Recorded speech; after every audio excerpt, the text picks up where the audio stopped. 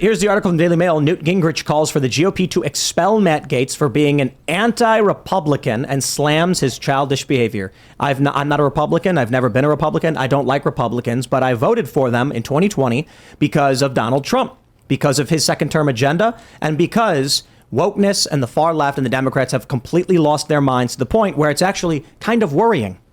But when Kevin McCarthy works secret backroom deals with Democrats to give them their funding on Ukraine, whatever the garbage they want, because they won't just commit to actually debating bills in Congress, well, then you might as well just have Democrats in control once again. So I look at Matt Gaetz and the coalition he is leading. They represent a new faction of voters.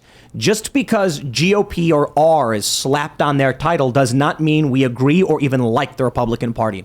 So when Newt Gingrich comes out and says Matt Gaetz should be expelled, no, I say actually Kevin McCarthy should be expelled. This is all Kevin McCarthy's fault, all of it. The shutdown threats, him getting removed from the speakership. It is not the fault of Matt Gaetz.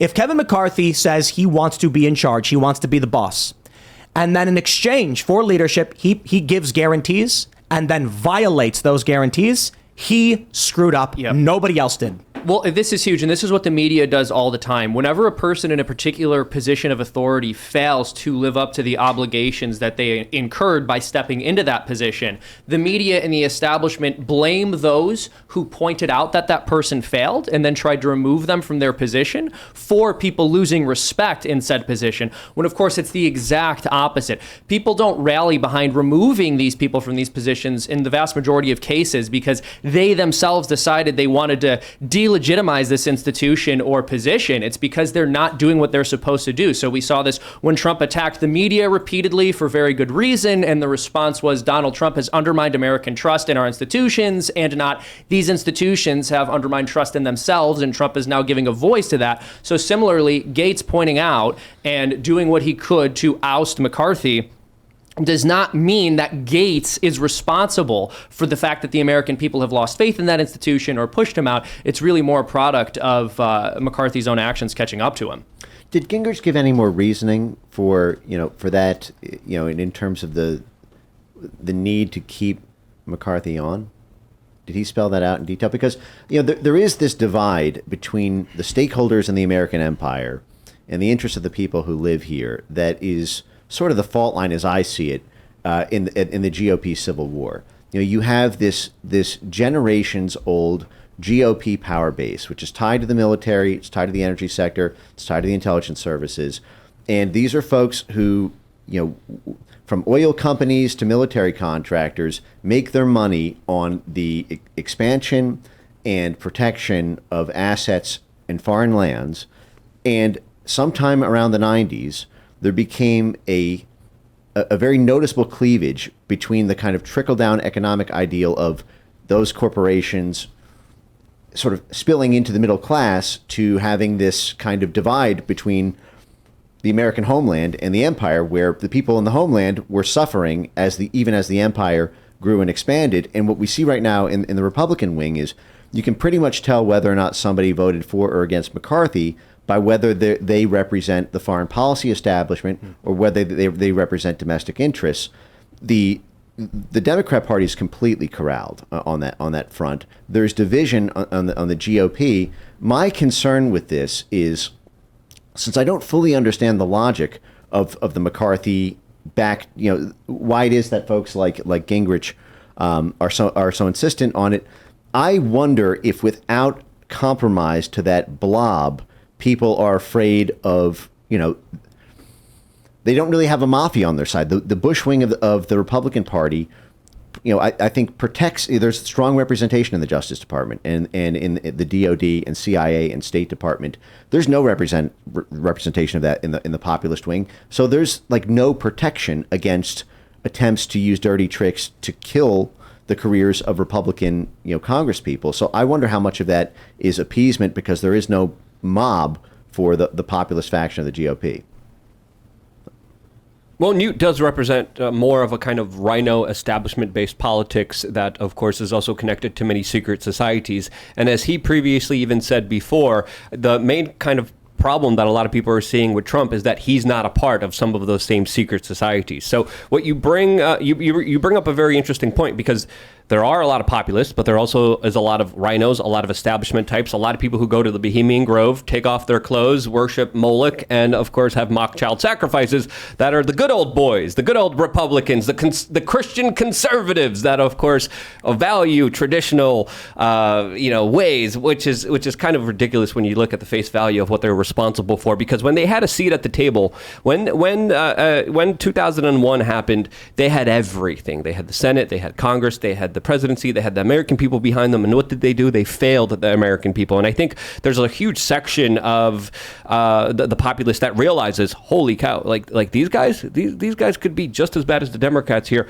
We have to speak out against this. And I could understand your kind of sentiments here, but when looking at the current situation that we're in, the left side is pretty bad. The right side, it's pretty bad too. So I think this is the current predicament that a lot of people are left in, kind of questioning and wondering, where do we go from here? Either side we go on, we're kind of screwed here, and the politicians who are going to be put into place are going to be puppets of the establishment that are going to be doing the screwing. It's all about the interests of those with money, and it always is. There's supposed to be the will of the people involved in our system, but it's not supposed to be direct democracy. But now I shouldn't say now, but we've been in a system for quite some time, maybe even 100 years, where it's literally just ruled by elites. If you have the money, then you make the rules. If you're a regular person, your ideas don't matter. And some may argue that there's a meritocracy in this. Like, well, if you work hard enough and you're smart enough and you make all that money, well, then you will get an outsized voice. It makes sense. Those of merit and capability. The problem is, the purpose of our government was that the opinions of people who work regular jobs and live humble lives matter as well. And for the longest time, they've not mattered at all in our politics. So while I agree, someone like Elon Musk, they're like, how does he have so much power? How does he buy, X? How does he assert this authority? Well, he built all these companies, he made lots of money, and then he uses that, what he built and the resources he's gathered to have that influence. That's fine. I accept that. But our system of government, the neocon neolib establishment, has basically just said we are fine with not allowing anyone of humble means to have a voice, period. Yeah, and the fact that they've overturned 2.5 centuries of precedent to, basically charge Trump with 750 years in prison. And Trump is now winning in the general polls, according to Washington Post ABC from, I think, Cenk Uygur had like a freak out over this, that they need to be up like 15 points to be able to win in the battleground states, and just like an outright general ahead. And the guy is facing 750 years in prison. This was something that we never even put a toe over that line before. And not just him, it's 19. I mean, all of his lawyers, they rolled up 19 at once. I mean, they basically indicted the entire inner circle around that period in January. And, this is sort of happening around the globe in democracies, at least around NATO now, where it's becoming shockingly common practice to just ban your opposition party. And, Imran Khan's arrested, Bolsonaro, they arrested Marine Le Pen, they arrested Salvini. Every populist leader, there seems to be an immune system with the foreign policy establishment that when a populist leader rises to power for the interests of the people who live there, rather than the interests of the international, assets that they hold or resources or investments, then there is a sort of immune system within the Justice Department or within the national security state to use dirty tricks to take them out. And there's been no adaptation in the past several years on the populist side. I mean, you can see sentiment rising, but what is there to protect Matt Gaetz when he runs for governor if he starts to win? I mean, you can easily imagine, Merrick Garland taking him for something. The FBI went after Gaetz just recently. Already. And they're investigating him on a whole bunch of BS ethics garbage. And the argument they're making is that Matt Gaetz is only going after Kevin McCarthy because McCarthy won't stop the ethics investigations into Matt Gaetz. And that doesn't seem to make a whole lot of sense. It actually seems inverted, that the reason there are investigations into Matt Gaetz is because he has been continually pushing back against the machine and refusing to play ball. Why is it that so many of the supposed anti-establishment Republicans all of a sudden lost their balls and started just dropping to their knees for Kevin McCarthy? I have to imagine when they watched his investigations launch into Matt Gaetz, they said, please, I'll do anything you say. because the threat of total shameless weaponization is now very much on the table. I think that it was easier to be emboldened and to take on the establishment when you assumed a certain fair play, a sort of, Mark of the Queensberry type thing. Like, okay, they're going to rail me in the press, or they're going to go after my donors. Not like they're going to physically lock me up and subject me to tens of millions of dollars of legal bills for jaywalking in my home district.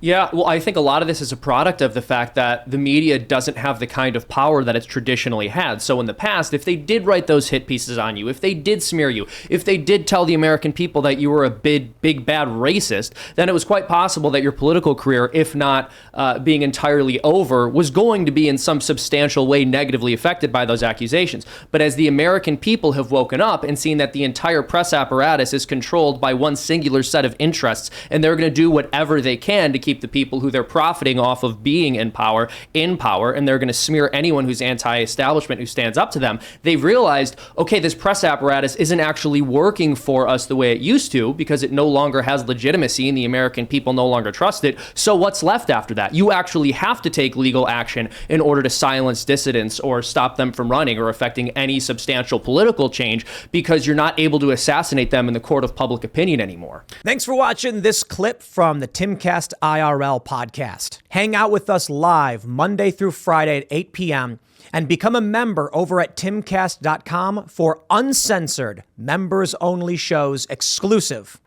Thanks for hanging out, and we'll see you all next time.